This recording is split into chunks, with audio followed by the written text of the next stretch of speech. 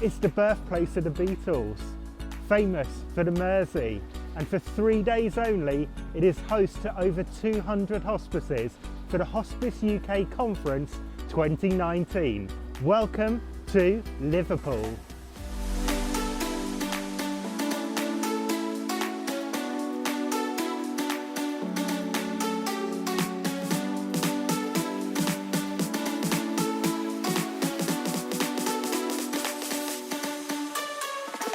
The theme of this year's conference is Dying for Change, and we're at the end of day 2 and it's going so well. We as hospices helped 225,000 people last year and an additional 72,000 families with bereavement support.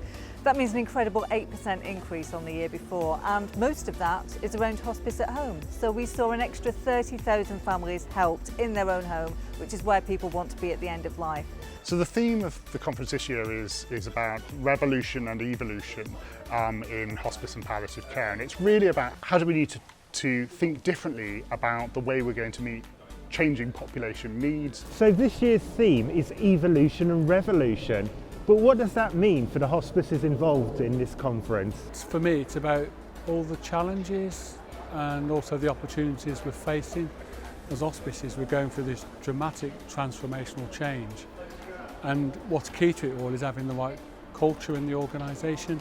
If we're going to move within the future to where we want to be, it's about taking all the people along with us. I think the takeaway things for me is really how we need to really think about where our workforce is going for the future and what we need to, if we're going to meet that demand, how we need to change and think about how we really use technology to benefit patients. We're learning from other hospices. Everybody's trying different things to try and get enough income coming through to support the increasing costs in palliative care. So I want to learn from what other hospices have done.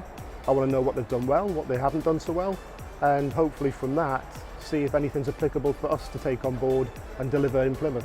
A reinforcement of the need to be stopping unnecessary medication for people as they approach the end of life. Second thing is all around the medical use of cannabis, which is kind of becoming more of a hot topic, certainly in the media and society as a whole. We're also getting patients asking about it. And that was really useful to have a session from someone who's done a lot of work in this area. Really, there is absolutely no or virtually no evidence for medical use of cannabis at the moment. Well, I think the important thing, the reason I'm here today, is that the commercial sector within any hospice can go off on its own tangent just to try and make as much money as it can. So the important takeaway for me was understanding the context of the wider healthcare setting and just understanding some of the pressures that we know is in palliative care and how people are changing their perceptions, what they're doing differently, and understanding how much that's going to cost going forward. So anything I do fits into the context of what's required to deliver great care. We've got to work in different ways, and I think the offer we have to our patients needs to be adapted and changed, and it's something we will be looking at over the next couple of years. There was a talk about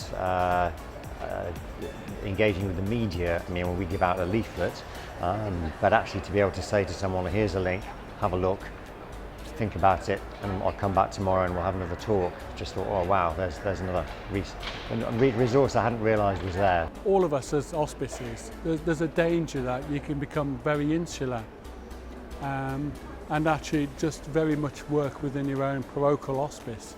I think it's important that any hospice comes along to listen to what's going on a national basis, and it's about learning that best practice from each other, and to me it's about one big learning and sharing event where we'll all take something away and we'll go back to our own hospices and really look at how can we implement this for best practice going forward for the benefit of all our patients.